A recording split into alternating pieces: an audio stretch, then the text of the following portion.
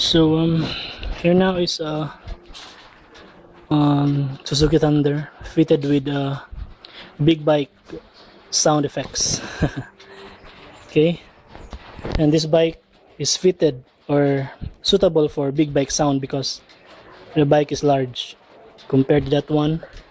It's very small bike and not suitable for big bike sound. Okay, so here it is.